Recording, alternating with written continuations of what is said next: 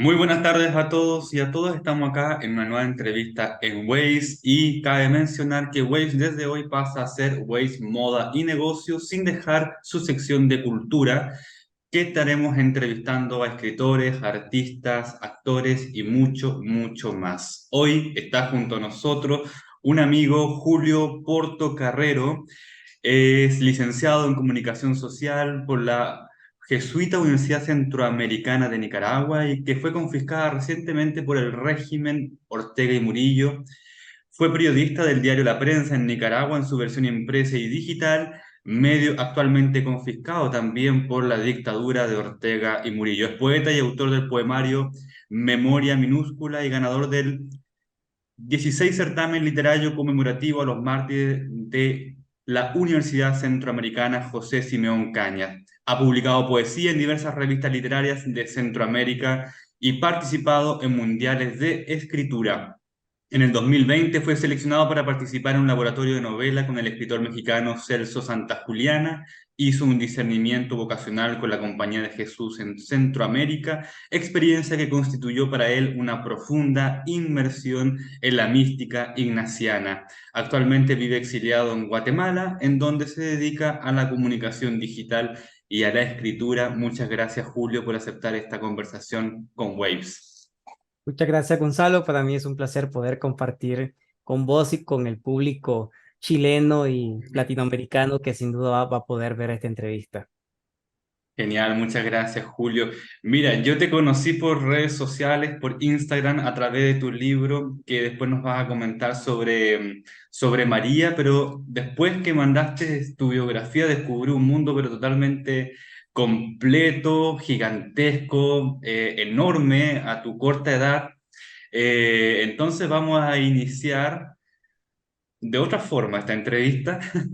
Y lo primero, Julio, ¿cómo inicia tu vocación literaria? ¿Cuáles fueron tus primeras escritos? ¿Cómo fue tu interés por la literatura? Bueno, yo creo que para responderte tengo que remontar a mis orígenes, ¿no? Yo Mm. nací en el centro norte de Nicaragua, en el municipio que se llama Ciudad Darío, donde nació el poeta Rubén Darío, ¿no? En 1867. Entonces, la ciudad se debe al poeta y todos los años habían jornadas darianas, actividades literarias y el niño Julio fue creciendo en medio de ese contexto, ¿no?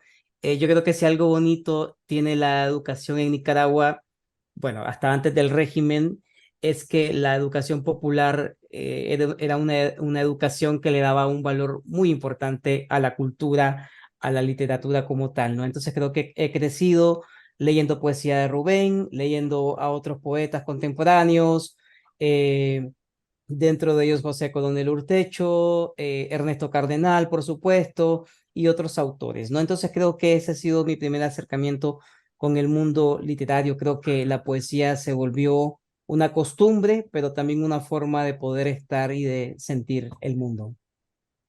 Julio, ahí tú comentas tus primeros intereses, tus primeras lecturas, pero el momento de decir, ahora yo también quiero escribir, ¿cuáles fueron ese interés? ¿Cuáles fueron los primeros temas que nacieron en ti?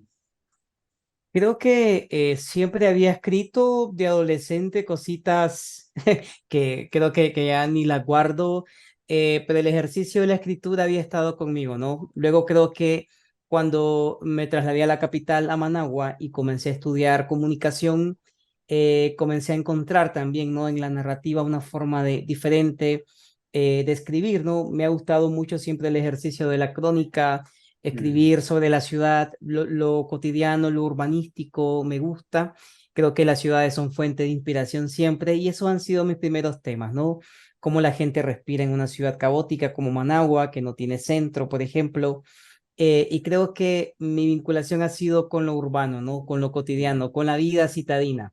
Esos han sido mis primeros temas. Luego creo que siempre el tema de Dios ha sido también un elemento importante, ¿no? Dios como alguien que me acompaña en mis búsquedas, pero al mismo tiempo también ese compromiso político, ¿no? Con el país. Entonces creo que lo cotidiano, el tema de Dios y el tema político han sido los temas que han estado presentes mucho conmigo en todo lo que he escrito.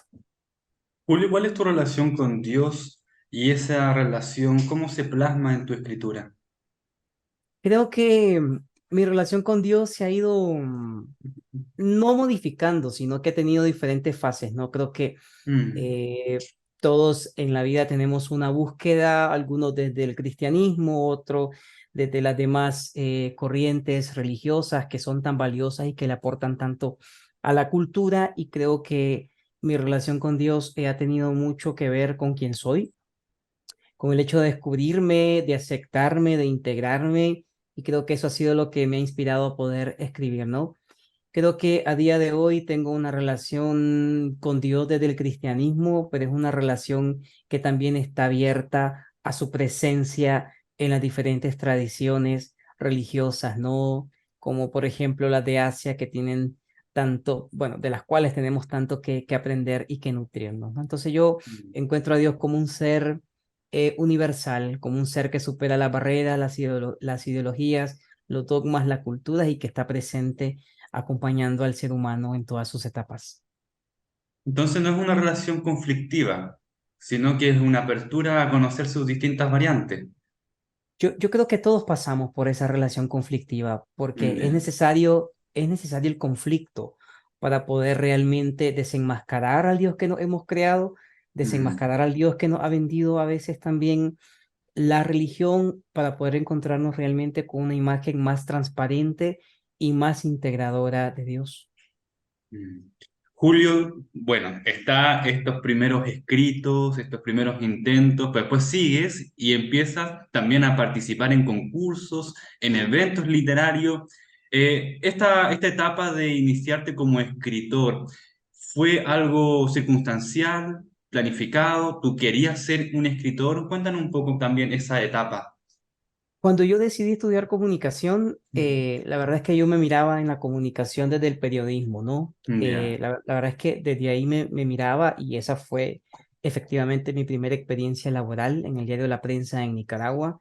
Y creo que me metí al rollo periodístico, ¿no? Comencé en un suplemento de jóvenes que se publicaba todos los viernes, y luego me fui moviendo a otras secciones, ¿no?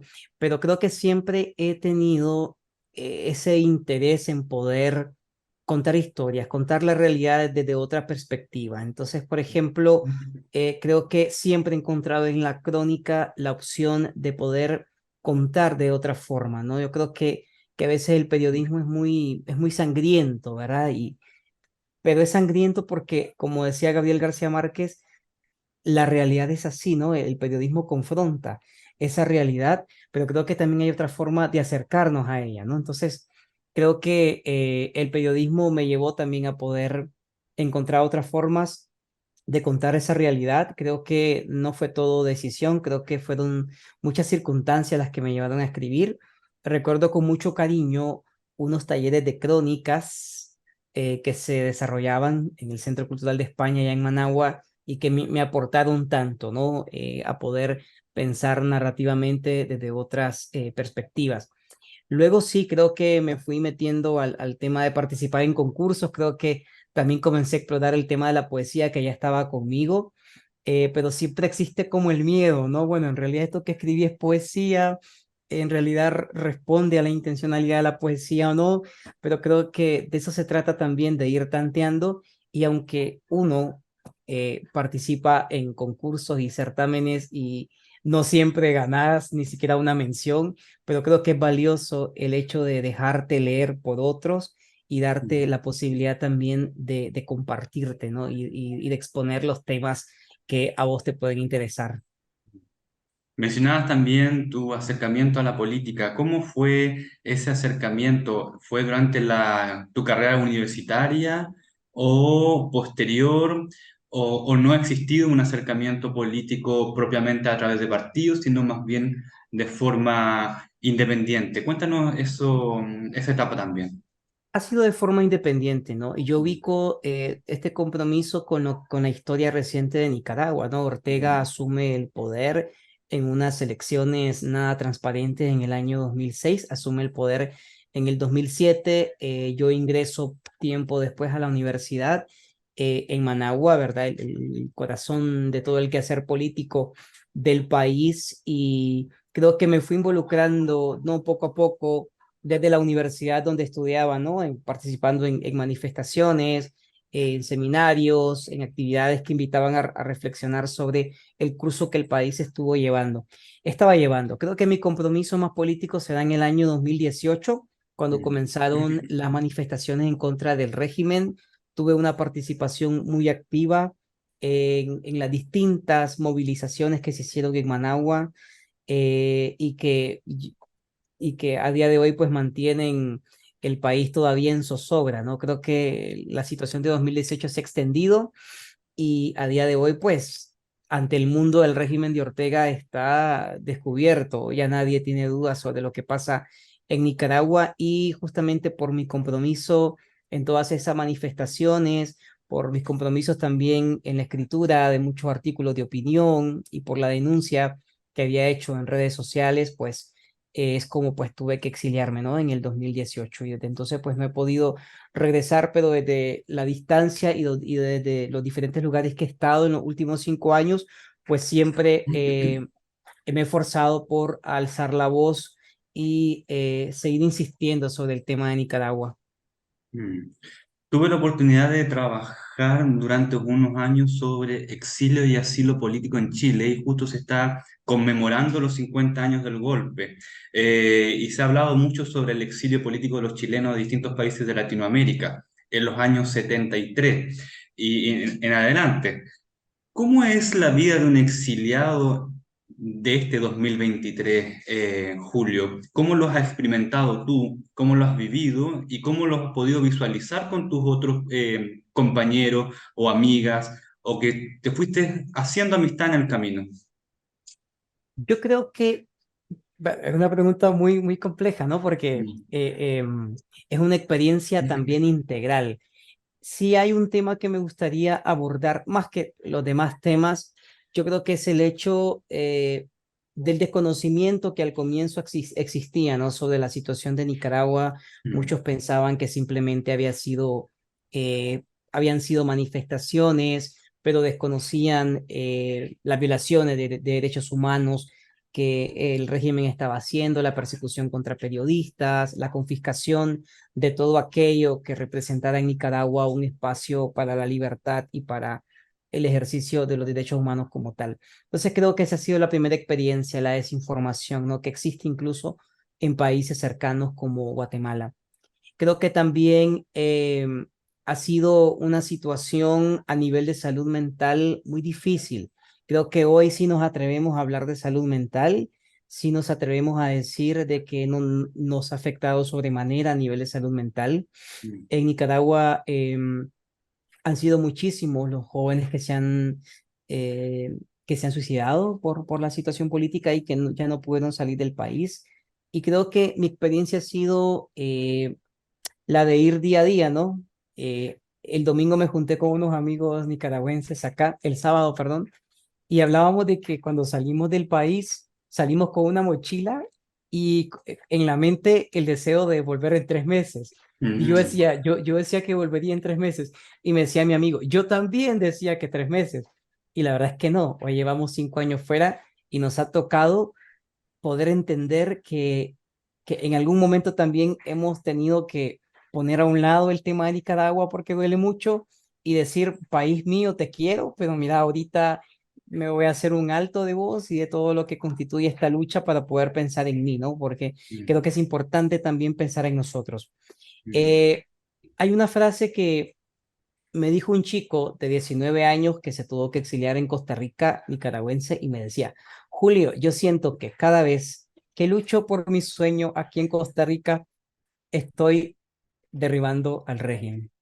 Mm. Esa frase a mí no se me olvida y creo que me genera mucha esperanza, ¿no? Creo que desde donde estamos, todos los nicaragüenses, más de 100.000 que estamos fuera, en Centroamérica, en Europa, en tantos países del mundo, creo que tenemos conciencia de eso, ¿no? De que cada vez que también hacemos lo posible para reconstruirnos desde fuera, para hacer que nuestra vida siga, creo que estamos derrotando al régimen, ¿no? Y vamos a volver, nos acompaña esa certeza de que vamos a volver porque nada es para siempre, y como dice Yoconda Belli en su novela La mujer habitada en el epílogo, pronto veremos el día colmado de felicidad y los barcos de estos conquistadores yéndose para siempre. Mm. Profundo, muy profundo y muchas gracias Julio por comentarnos y expresar aquello que tú estás sintiendo y lo que estás viviendo hoy en la actualidad con lo que ocurre con Nicaragua. Eh, Tú estás ahora en Guatemala. ¿Ese fue un país de elección? ¿Se dieron también las circunstancias para allá? ¿Cómo fue la decisión de viajar y quedarte en Guatemala 3 meses, pero llevamos ya 5 años?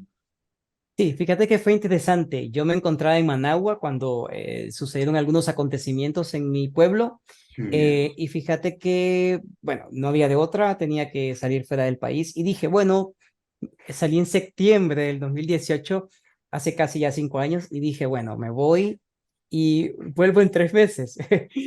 Me da risa eso ahora, ¿no? Vuelvo en 3 meses pensando en diciembre, ¿no? Mm.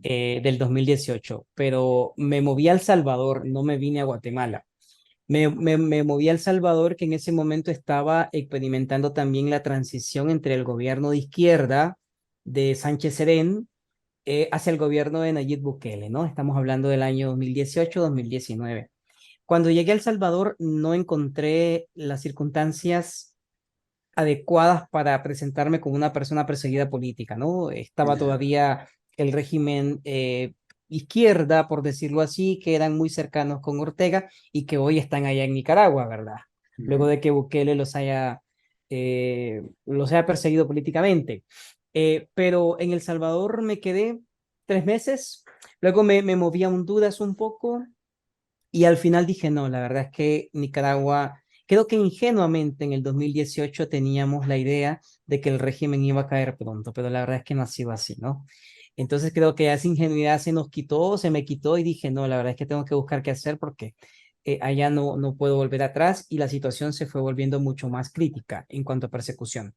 Fue así como me decidí quedarme en El Salvador, me quedé 3 años, me tocó vivir la pandemia allá y luego no me gustó cómo se comenzó a poner el país a nivel del ejercicio de la organización social, ¿verdad? Porque no todo es color de rosa con Bukele, ¿verdad? Vende una imagen muy hermosa del país, pero a nivel de derechos humanos ese es otro tema. En ese sentido, fue como tomé la decisión de venirme a Guatemala hace 2 años, ya tengo 2 años de estar aquí y justamente parte de un proceso psicológico fue tomar la decisión de poder reconocerme oficialmente como una persona perseguida política y hacer la formal solicitud de asilo político ante el Estado de Guatemala.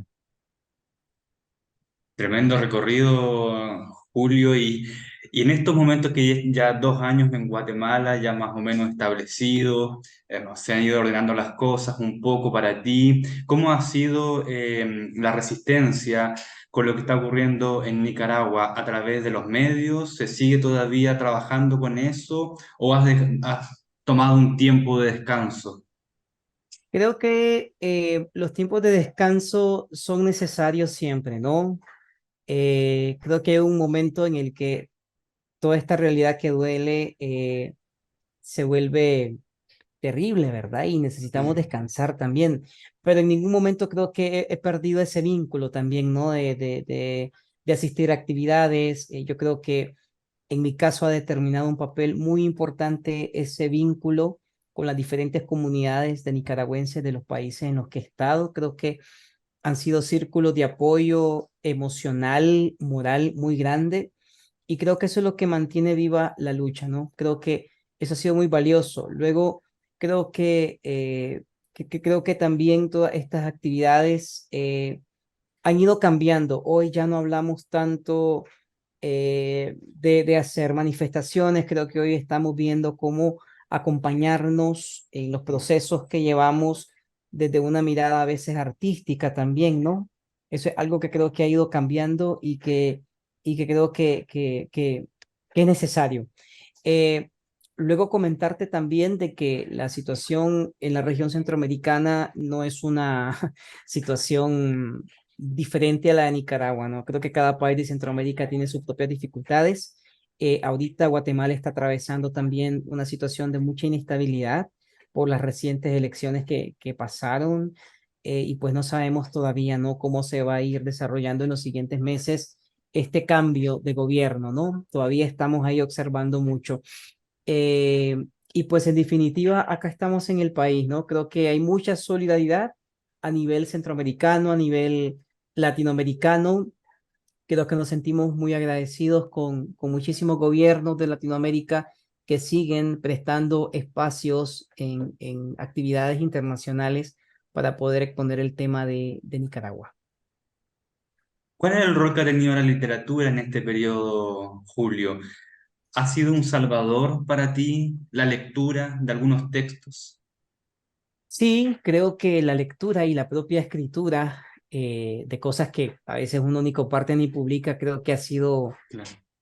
una especie de psicoterapia también, ¿no? Para mí escribir ha sido psicoterapia, poder darle un poco de forma a lo que por dentro he estado sintiendo. Creo que la literatura, muchos hablan de un escape, yo creo que no es escape, yo creo que es una posibilidad de poder eh, transformar el dolor, ¿verdad?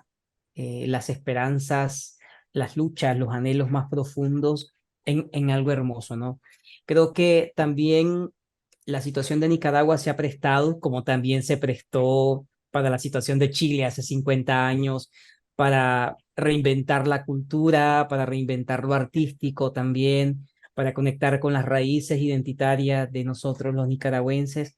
Creo que se ha escrito mucha poesía también. Creo que mucha gente eh, se ha atrevido, ¿no? A innovar en cuanto a la creación literaria, y creo que en ese sentido también no todo ha sido negativo, ¿no? Me encanta ver todas esas formas de poder resistir. Creo que la literatura es resistencia también frente a un mundo que nos golpea, frente a un mundo ante el cual no queremos acostumbrarnos, ¿no? Creo que eso ha sido también muy hermoso y muy valioso. Y creo que también la forma nicaragüense de poder hacer resistencia a Ortega ha sido muy hermosa, ¿no? Desde el 2018, desde gente que con globos azules y blancos hacía manifestaciones, como con gente que, por ejemplo, pintaba zapatos que ya no usaban en colores azules y blancos y los colgaba en los alambres eléctricos, ¿no? Creo que ha sido una manifestación muy hermosa también de toda la identidad y de nuestra cultura. ¿Y qué es para ti la literatura, Julio? Creo que ya te he venido compartiendo algunos rasgos, ¿no? Y yo creo que es una forma de ser y de estar en el mundo, ¿no? Creo que es una forma también de soñar y de relacionarnos, ¿no? Con todo lo que existe. ¿Cómo surgió tu último libro, Julio, sobre María? Me imagino que tu acercamiento con Dios, con la religión, debe ser muy fuerte para tomar después la decisión de escribir. En una época en donde los jóvenes, por lo menos acá en Chile, cada vez están más alejados de la religión y de escribir sobre Dios, de escribir sobre la Virgen, es muy extraño que estar con este tipo de literatura o escritura. ¿Cómo llegó a ti este impulso creativo? A nivel personal, la figura de María para mí siempre ha sido muy importante, ¿no? Eh, y no creas que en mi libro vas a encontrarte a la María de la Hornacina, ¿no? No, la verdad es que creo que hay varias cosas en este libro. Uno, que yo no quise escribirlo, sino que se me dio como, como una propuesta, ¿no? Y al fin de cuentas, hoy digo, no, no, la verdad es que sí, sí quería escribirlo. Como tal, la figura de María para mí siempre ha sido muy importante. Y muy importante por varias razones. Pero ¿qué me motivó a escribir el libro? En primer lugar, creo que la figura de María ha permanecido durante siglos, ha sido subordinada más bien durante siglos por las diferentes corrientes teológicas que a ella la han tratado de contarla en función de Cristo, ¿no?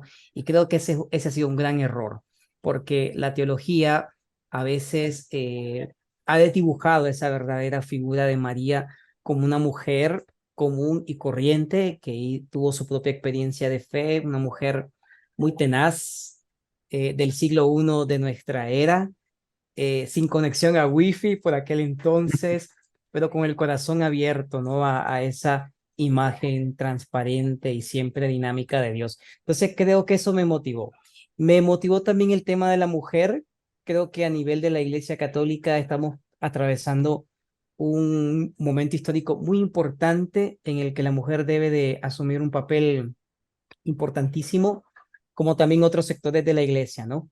Entonces creo que con el libro lo que quise fue también brindarle a los lectores la posibilidad de poder también aportar por medio de la lectura sus propios trazos y colores a ese perfil de María inacabado en la historia. Digo inacabado porque creo que todo el que la conoce, sea por las fuentes bíblicas, por las fuentes históricas, por la propia experiencia de toda la cristiandad y no solamente de la cristiandad. María también es muy venerada por el mundo musulmán, por ejemplo, ¿no? En el Islam como tal también hay muchos, en el Corán, perdón, hay muchos textos, ¿no? Capítulos dedicados a María, incluso el capítulo 3 del Corán, por ejemplo, aborda el tema de la anunciación y vos lees el Corán y decís, bueno, parece que estoy leyendo a Lucas en el capítulo 1, pero la figura de María es tan importante que trasciende lo cristiano, ¿no? A veces también lo religioso y nos lleva, creo yo, a contemplar esa dimensión humana y corporal que a veces tenemos tan abandonada aquí en Occidente. Mm. Nos gustaría mucho conocer un poco sobre ese texto, si hay la posibilidad de que pudiera ser una lectura para todos y todas las personas que van a ver este encuentro, Julio. Sí, hay bueno, si querés, leo, pero les cuento un poquito antes del libro, ¿no? Que acá Bueno. lo tengo. El libro está estructurado en tres partes. Yo le llamo contemplaciones, al final son 12 contemplaciones. El libro está inspirado mucho en algunos recursos que nos ofrece la espiritualidad ignaciana. Yo creo que la espiritualidad ignaciana aporta muchísimo a la espiritualidad universal, ¿no? En tanto que nos permite poder conectar la razón con todo el mundo emotivo. Para Ignacio de Loyola, que vivió hace 500 años, yo creo que fue un adelantado a la psicología, ¿no?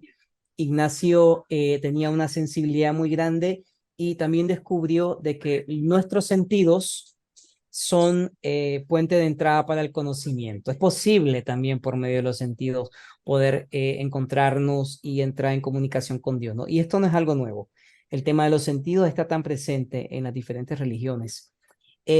Entonces el tema de la contemplación es un tema importante en el libro, porque lo que hago yo es eh, reimaginarme los principales momentos de la vida de María narrados por las fuentes evangélicas, pero con mi propia perspectiva, incluso hasta me di la posibilidad de cambiar ciertas narrativas. Y creo que eso es lo que hace al libro interesante, poder reimaginarte a María conservando lo que las fuentes dicen, pero también reinventando, ¿no? Lo que esas fuentes mismas nos han aportado.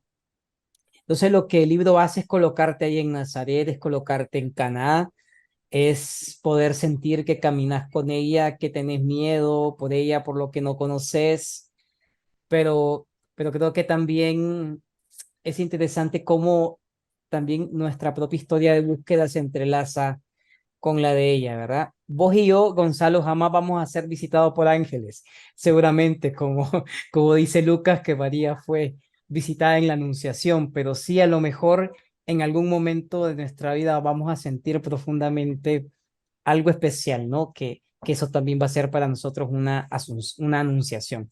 Entonces creo que por ahí va el libro, ¿no? Me gustaría leerte, ya que me lo has pedido, un fragmento de la contemplación número 4 que tiene que ver con el exilio de la familia a Egipto.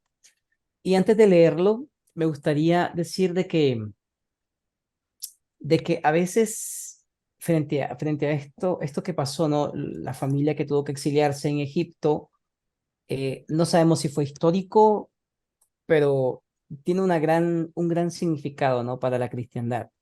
Me interesó mucho el tema de que la narrativa que hemos contado durante el siglo es la narrativa del exilio. Nunca nos hemos puesto a pensar en el retorno. Mm. Nunca nadie ha pensado. en el retorno. ¿Cómo fue ese retorno de Egipto? ¿Fue fácil?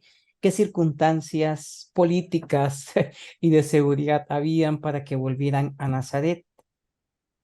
Y en ese sentido es mi historia también la que se mezcla, ¿no? El deseo de retornar, pero también es la historia de toda la gente que migra. El mundo no ha dejado de migrar nunca. Seguimos migrando por diferentes circunstancias. Hoy también se habla de migración por el cambio climático, ¿verdad? Mm. Tal vez aquí no lo estamos viendo tan fuerte en América Latina, pero ya en países de África y de Asia, eso ya es una evidencia, ¿no? Entonces quiero narrar un poquito de eso, ¿no? De ese retorno. Eh, y bueno, el sol poniente irradia con portento las aguas del río Nilo al noroeste de África. Pronto bajará la temperatura, irrumpirá una vez más el silencio de la noche con un viento poblado de voces indescifrables procedentes del Sahara. Las pirámides se han oscurecido, simulan gigantes adormecidos que abrirán sus ojos efímeramente. Sobre las arenas desérticas avanza la Sagrada Familia rumbo a Nazaret. Han decidido retornar. Lo están arriesgando todo. Cruzan varias alambradas, atraviesan las aguas del río Nilo, la corriente es fuerte, tambalean sus cuerpos. Ve a José, mira a María, escucha el llanto de Yeshua, hace frío, la noche hace dificultuoso el retorno, ayudémosles. No sabemos cuándo y cómo retornaron, pero en esta contemplación sí. Muchas gracias, Julio, por ese extracto. También mencionar, por lo menos para mí, en la portada es fascinante. Ahí sí lo puedes mostrar eso mismo, es muy hermosa. El diseñador, ¿lo recuerdas? ¿Cuál es el nombre? Sí, fíjate que el libro fue un proyecto bonito porque también pensé en aportar a la lectura con algunas ilustraciones, ¿no? Mm. Bastante disruptivas. Fue así como entré en contacto con el artista mexicano que es muy joven, que se llama Bernardo Ramonfort Garza. Él tiene una cuenta en Instagram, lo pueden seguir, la cuenta es @ignu.mx, ¿no? De México. Y él hizo estas ilustraciones especiales para mi libro. Si querés Mm. rapidito te cuento sobre la portada. Con la portada yo quería no presentar, como te decía al comienzo, la típica María Inmaculada eh, llena de ropajes ulteriores, no, sino que quería que la portada en sí misma fuera ya un contenido. Y jugamos con el hecho de presentar a una María haciéndose, tallándose en madera. Entonces, aquí no se puede apreciar tanto, pero tiene unos detalles hermosos, ¿no? Es una imagen tallándose, haciéndose, y esa es la propuesta, ¿no? El perfil inacabado que los lectores están invitados a poder completar con su experiencia. Yo soy mucho de rayar los libros, de escribir, de llenarlos de notas. Entonces, al final de cada contemplación, dejé un espacio en blanco para que puedan, para que puedan colocar sus anotaciones, ¿no? Yo creo que es hermoso entrar incluso en contacto con los libros a través de ello. Julio, en algún momento va a estar en Amazon. Sí, sí, Para sí, todas muy las pronto. personas de América Latina y el mundo que quieran el libro, tú nos vas a estar avisando, yo creo, por tus redes sociales, para todas aquellas personas que se interesen.